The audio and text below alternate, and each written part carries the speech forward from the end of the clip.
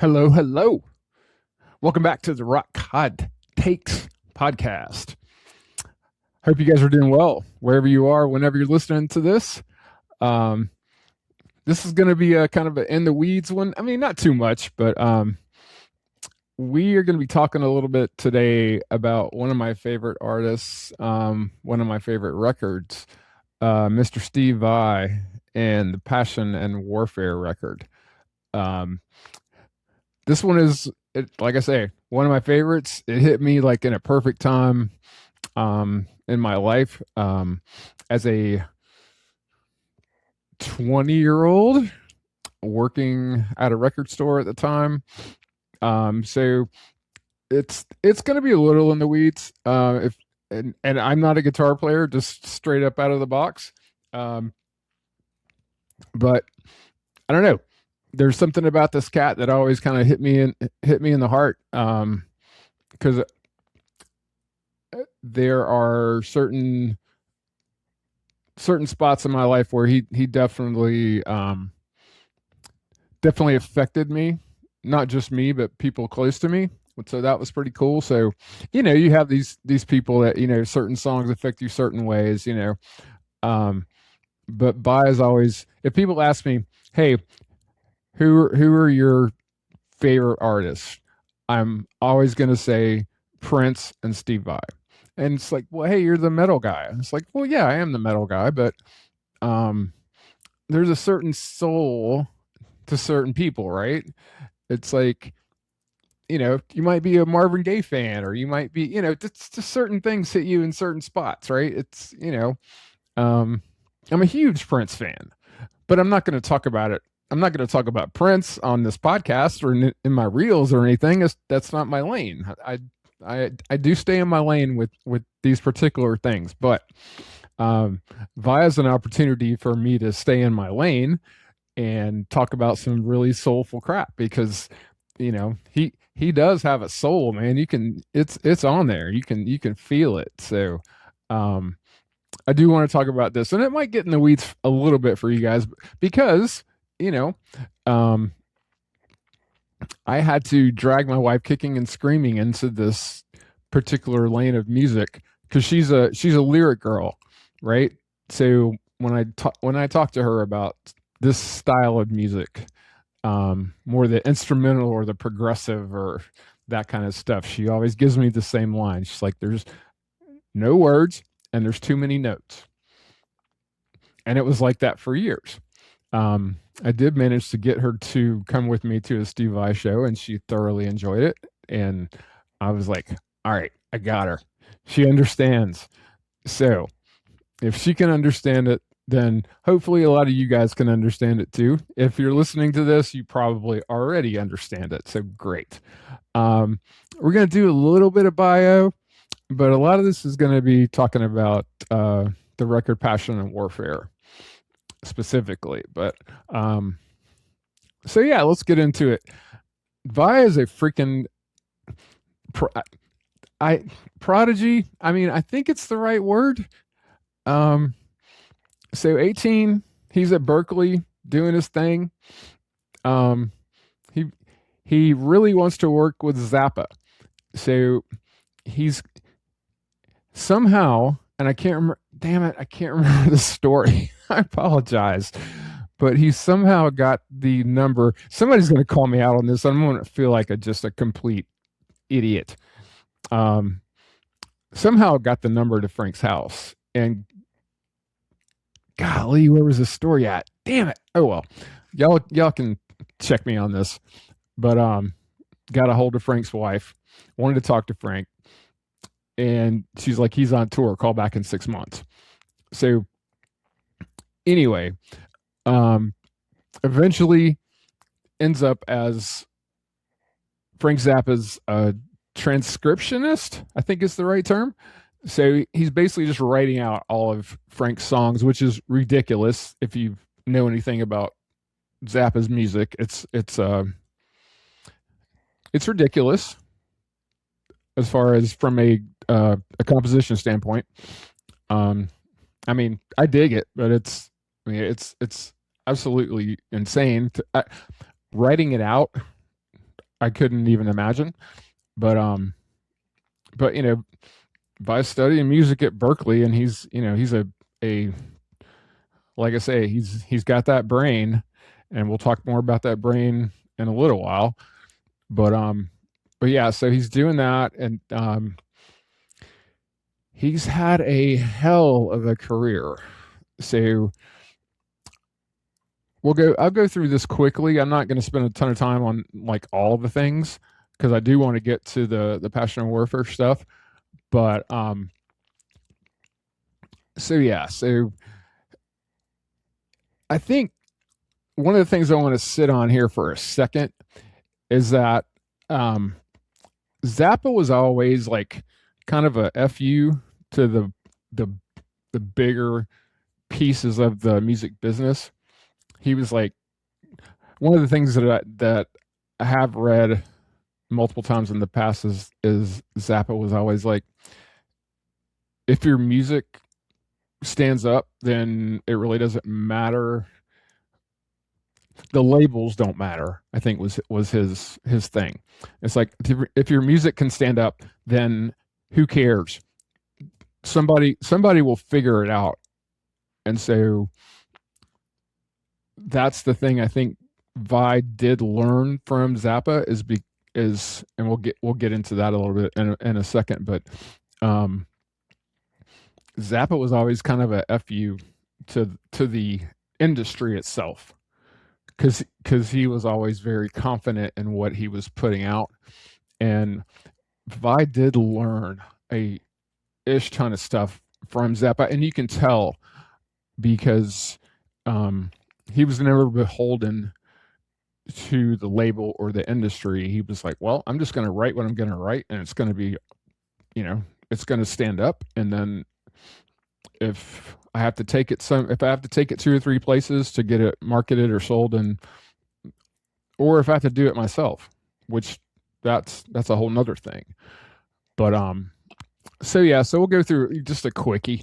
I mean, Vi's doing transcription for Zappa, ends up getting the call for this is a funky story for me, but gets the gig for Alcatraz, which is hilarious because, and guitar heads are gonna probably know all this, but it's really funny because the Alcatraz gig, he's replacing Yngwie Malmsteen. So that's a cool story because the audiences hated Steve Vai because you're trying to replace Yngwie, which which he can do, but everybody wanted to see Yngwie. They are two different styles of guitar, but of course Yngwie is the more neoclassical. I mean, he's a badass, but just different from Steve Vai. So anyway, Alcatraz was just a they were different. I mean, they had some. It was a very it was a technical band, so they were more on that shredder kind of level. They weren't like a radio band or anything. But one of my favorite stories, and I don't remember who I was talking to, but the story is that Alcatraz was playing at a country club in Reseda, California, and if that city rings a name, think of the movie The Karate Kid. So, so, so Ralph Macchio's character in The Karate Kid was from Reseda. That just totally, I don't know. When I was reading the story, it just kind of made me laugh a little bit. So, The Karate Kid was from Reseda. Anyway, they were playing this country club, and one of the dudes actually not one of the dude from Capitol Records was at the country club, and I don't know who the heck is book. And I didn't go back and look to see what the country club in Reseda looked like. I'm sure it wasn't what I had in my head. I'm sure it's bigger than what I had in my head.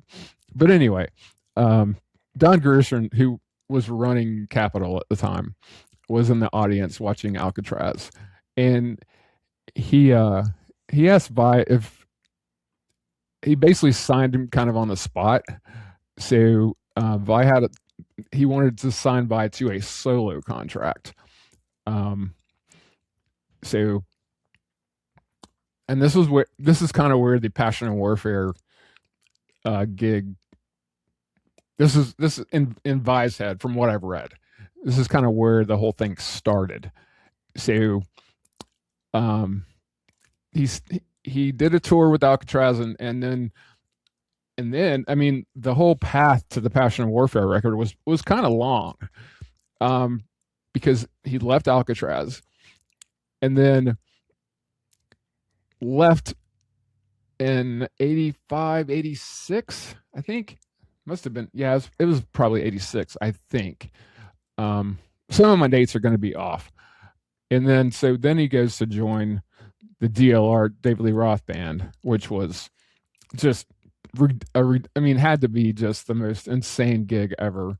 So we're doing, Edom and Smiley sitting next to Billy Sheehan and Bissonette, and, that had to be just an insane gig. But then, he's still, I think at that particular time, he was a mature musician. So let's not forget, he joined Zappa at 18, right? And so, that's, man, super young to be doing stuff like that at that level, right? So he was already doing really complex crap.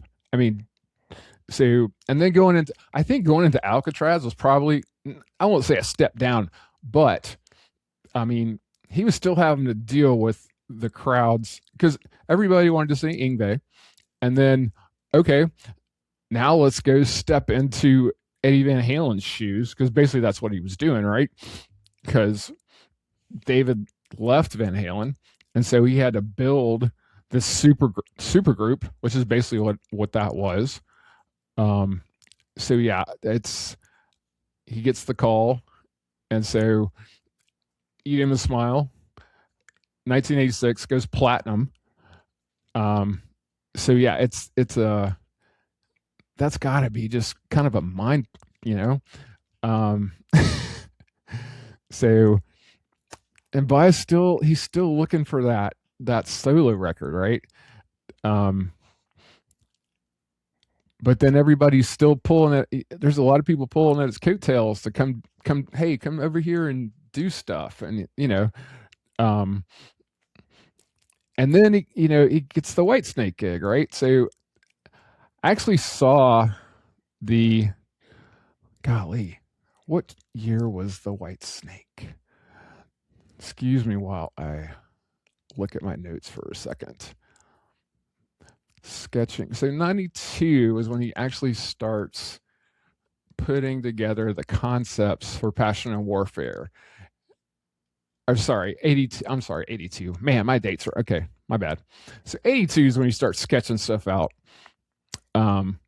84 is when he gets the Capitol Records deal, and then right after that, he joins the Roth band. Okay, all right. I'm getting my dates together here. Sorry, y'all. But yeah, so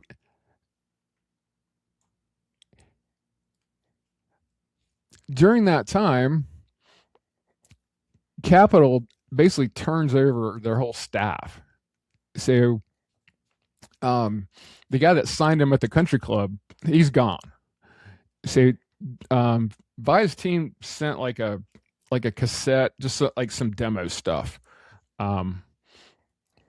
So, but Capitol doesn't care because all their people are gone, and the new guy that replaced Joe Smith from Capitol is like, he doesn't really he doesn't care.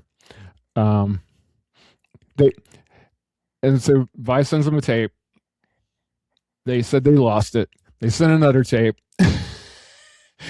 and they basically just refused to promote this record. or these demos to even put him in the studio, right? And so um, Vi requests a release from the label, and so they just cut him. I mean, it was kind of a crappy. I don't know what the contract looked like, but um, yeah, they just basically just let him go. So okay, that's what happened, and so it was probably a blessing because what you end up with was Vi on Relativity, which was a smaller indie label, and they they were digging it, what they were hearing, and once they got it and produced it, I mean, it went gold. So it was probably, like I say, a blessing that Capitol didn't get it, because I don't think they would have known what to do with it in the first place, because it's not a it's not a commercial record. It is more of an indie record, right? Because I mean, because there are no words. I mean, so it's an instrumental record, um, and it is kind of a play out of Zappa's playbook, you know. So he's like not he's not going to sit there and wait for somebody like Capitol to hold his hand and walk him down the road. He's like, well, screw you guys if you're not going to market it or whatever, then I'm gonna go. He believed in the product, I guess, is the point, right? So, um, because Capitol didn't give a shit, and sorry, didn't mean to curse, but yeah, so the Relativity angle, and I believe, if I'm not mistaken, Satriani might have been on that label at the same time, which is Vi's, mentor, teacher, all that kind of stuff. So we all know that angle. Um, but yeah, and I'm not like gonna spend this whole podcast like telling you how great Steve Vai is, because if you're listening to this, you probably don't need to know how great Steve Vai is. He, like I say, he's one of my favorite guys. And one of my things is, like, if you have favorite musicians, when they come on or when you're listening to them, it strikes your ear in a certain way. You know who that is. It's like when you're listening to Stevie Ray or Prince or Vi or insert, I don't even care. I mean, whoever your favorite guy is, you can tell. Nuno Betancourt. I mean, there's a handful. You know, you can tell their voice. You know, and that's one of the reasons that I really enjoy this guy's playing, because I know it's him, and I know um, the just the just the creativity. His voice doesn't sound like anybody else, I think, is my point.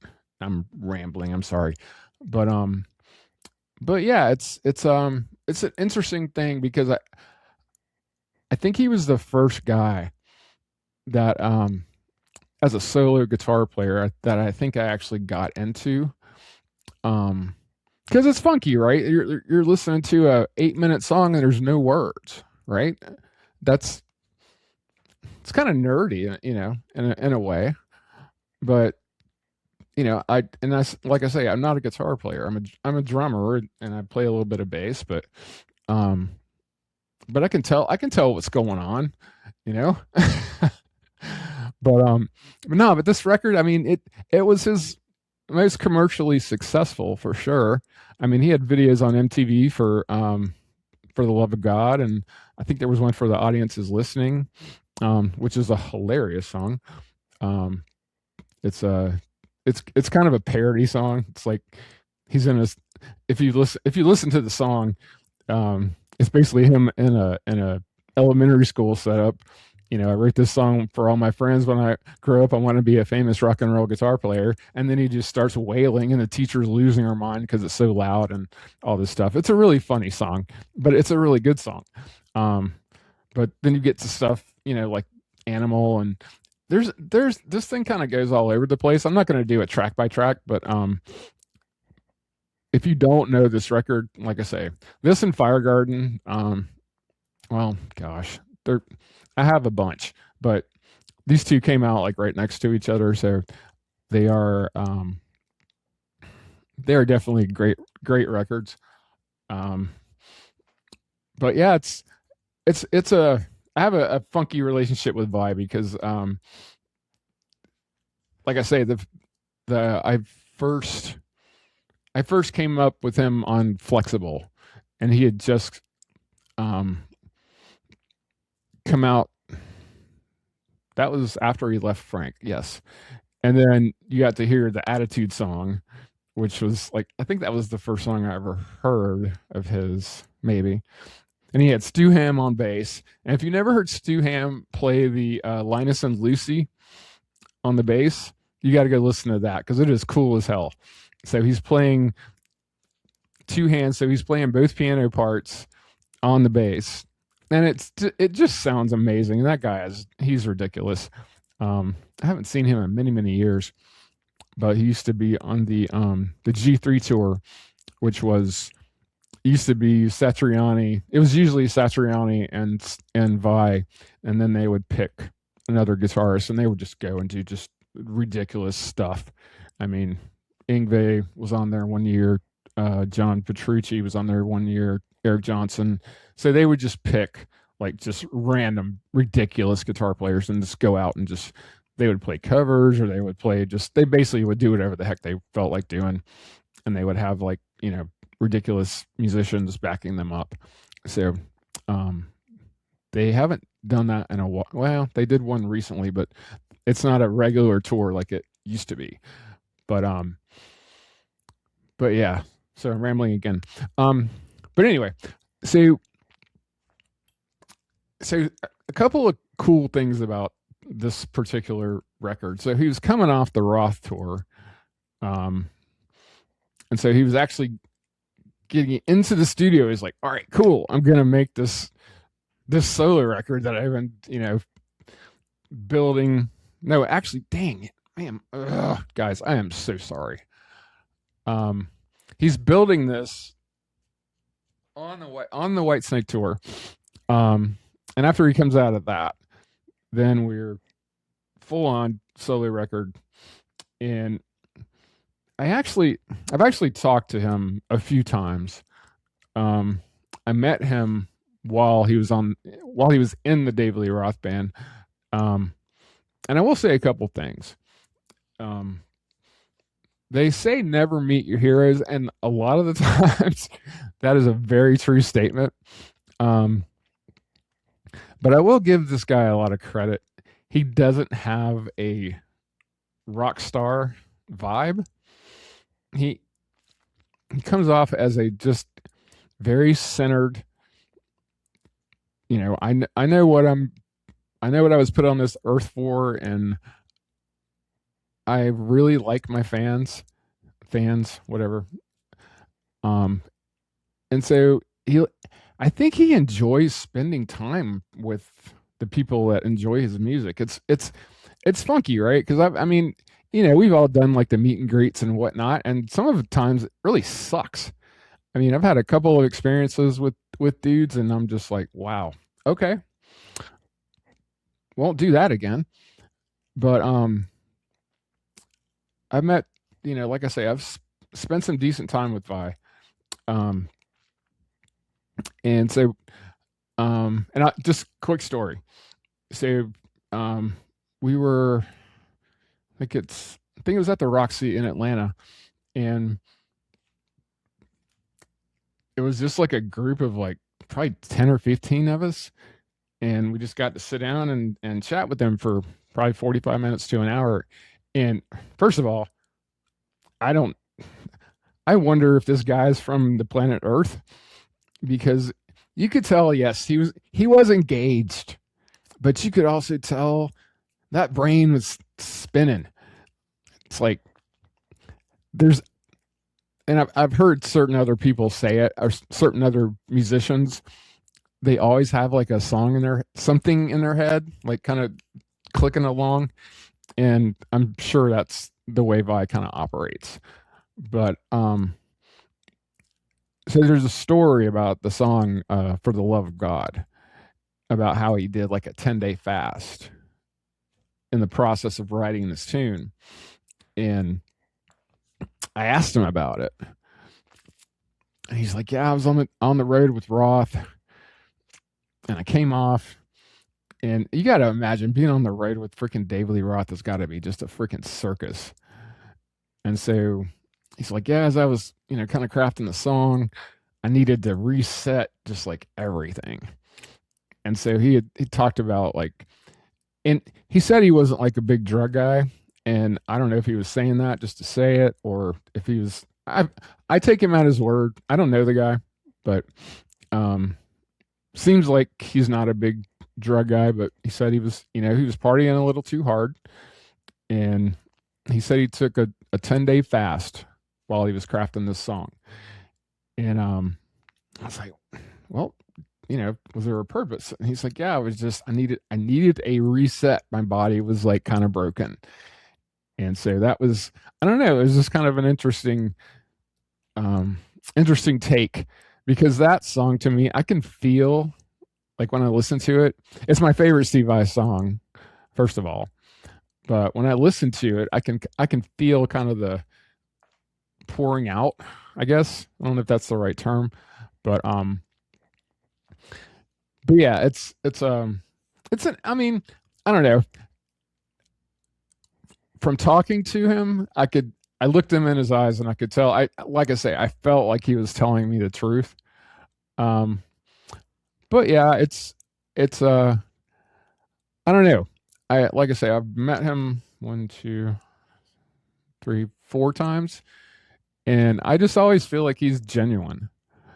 So it's really cool because I feel like he's one of the few rock stars that I've met that's actually doesn't have like a facade or anything. So I don't know. Like I say, people say never meet your heroes, but I've never had a bad interaction with Vi. So um yeah. So and that being said, it's just I don't know. There's there's just so much in this record. Um and there and this was like a commercially it was pretty solid for an I mean, you talk about like Surfing with the Alien, Satriani. Um there's trying to think of some other instrumental records that actually did like well commercially. This one was good. Like I say, I went gold.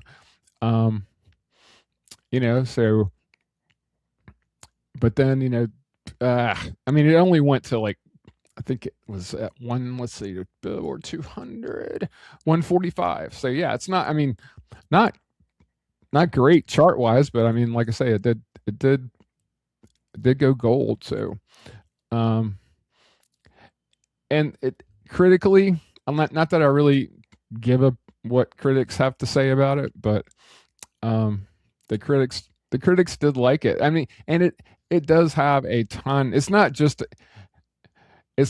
like a and shoot, now I'm using references. Um, During this time period, Shrapnel was a record label that basically all they did was like shredder records, like um, Tony McAlpine and the Cacophony guys were on there. Basically, just like dudes that were just that were just shredders. But this album wasn't like that. It had a lot of heart and soul to it, and it had a lot of weird ass techniques to it. And Steve did it at his home studio, so there wasn't a lot of like people in his face trying to tell him, how to do anything basically, and he didn't need anybody telling him how to do anything. He pretty much had it under control. So I mean, you look at stuff like Liberty. The opening track was just this. Sorry, my nose itches. This huge opening track, and it just sounded like you know, it's a great title, and it just had this.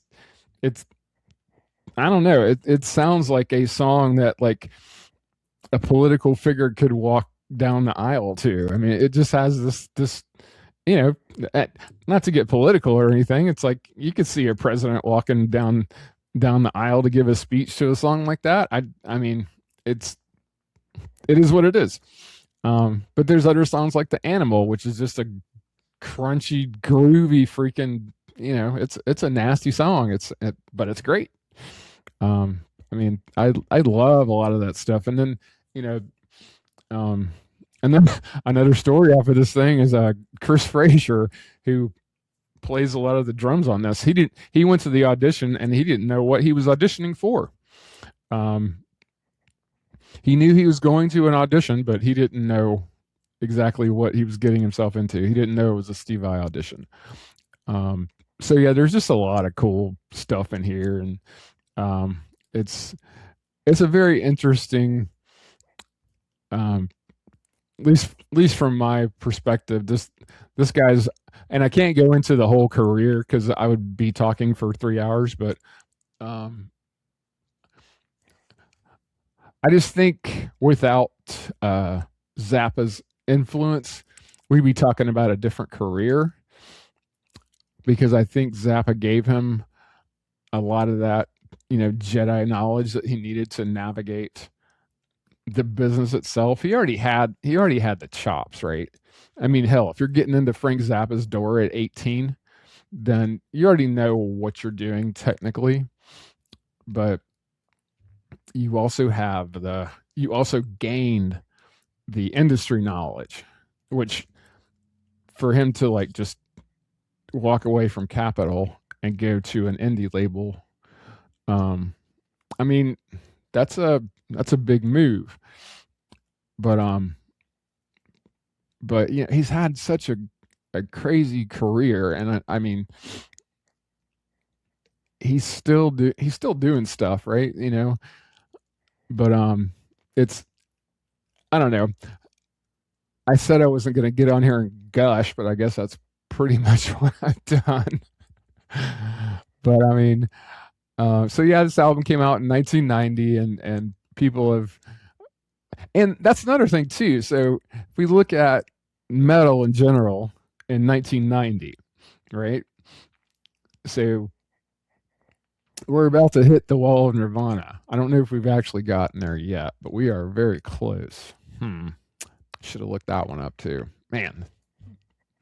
But anyway, so for it to do as well as it's done as an instrumental record, right? I think actually I think we're right before the Wall of Nirvana.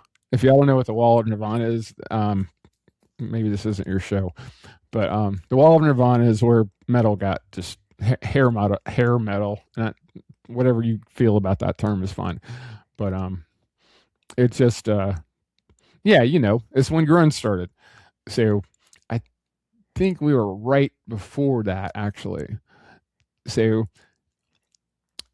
yeah, it's an interesting spot to release a record like this and actually have it do pretty well. I mean, he managed to get it in there and do well, and he's just been like he's been in a lot of weird spaces. I think is one of my points, to go Zappa, DLR, Whitesnake, to your own solo stuff, and then just to be the player that he is. It's pretty remarkable, because I mean, and he's got the gems. I don't know if you guys know about all this stuff, but Ibanez designed a line of guitars called the Gem, and you should go look it up because it's pretty cool. It's got this funky, I think this is when he hooked up with Dave Lee Roth. I don't know if one hooked up, if one was related to the other, but I know Ibanez designed a guitar called the Gem. It was a 7-string, and it also had like this thing like on the top like on the I was gonna grab my bass, but anyway, there was a handle almost on the top of the guitar itself where you could kind of just pick it up and throw it over your head if you wanted to. Um, but yeah, it was like I think it was the first 7 string designed, and then my boys in Corn decided, hey, we could tune down those 7 strings and do a drop D, and there is a theory that the Corn drop D sound came from the 7 string gem that Vi and Ibanez worked on. So I don't know if that's true. That's just what I heard. So I hope it's true because it's a freaking cool story. So, and Korn's another one of my favorite bands. So, but yeah, um, but yeah, I mean, I love this record. I love this guitar player. Like I say, he's one of my favorites. There's another. Is there anything else I can pick out of this? I love the audiences listening. I love Blue Powder, Greasy Kid stuff, Alien Water Kiss. There's so much stuff on here, and I get it if you're not into instrumental. I really do, especially if you're not a musician or guitar player. I totally get it. But I would recommend running through this thing just one time because because it's not a typical instrumental record. There's a lot of stuff going on here. There's a lot of different techniques instrumentally, and recording wise, and technique wise, and so it's not just like I say, it's not just a shred record, right? So and there's some soft spaces in here. I mean, but there, then again, there's some shred spaces in here too. I mean, like I say, the Animal audiences listening, like there's several spots in here that are shred spots, but it's not a shred record. So yeah, I'm just giving a little bit of love to one of my favorite artists because I can stay in this lane and still do that. So I can't do that with some of my other artists because they're outside of my lane. So I mean I could, but you guys wouldn't care. So but that being said, man, yeah, if you have any I don't know, if you if you have any appreciation for the instrument itself, you probably have already heard this thing. So, but I recommend this thing. This is one of my favorite records, and like I say, one of my favorite artists, and like I say, just from the interactions that I've had with him, I feel like he's a decent human being. And like I say, they say never meet your heroes, but this is one dude that I feel like is a decent person. Yeah, I mean, and oh, here's another decent story. So we had access to a sound check that he was doing, and he was rehearsed. He wasn't even rehearsing for the gig that he was doing that night. He was rehearsing for the Kennedy Center honors that year, and so he was playing the lower lead part on Hotel California, the Eagles song, and I was with my wife and I was listening, and he kept screwing up, like not like playing the wrong note. He just hadn't rehearsed it enough. It was like, okay, I'm here, I'm here, I'm here, I'm here. Oh, nope, that's not the right note. And I was like, I'm watching Steve Vai make mistakes. And it didn't make me like, I wasn't like, haha, Steve Vai's making mistakes. I'm just like, I've never heard Steve Vai make a mistake before. And so it was just like, it was really funny that he actually, first of all, would come out and like play that song when he knew he didn't have it. But the honors show was like in like a week. So he had to get his stuff together. So it was just really funny for him to like, there was only like probably, like I say, there's probably like 15 or 20 of us. Um, but it was really cool to like see him, you know, not be perfect, because that's how I was seeing him, and like how I've always seen him, kind of, because he never screws up. Um, so yeah, it was just kind of interesting to see him do that. He's like, "Whoop, wait a minute, hold on, run it back," and then I actually saw the Kennedy Center show. It was on TV, but I was able to watch that. I was like, yeah, he got it together. So it's funky when you see people that you know kind of put on a musical pedestal, um, make mistakes, and you know everybody's human.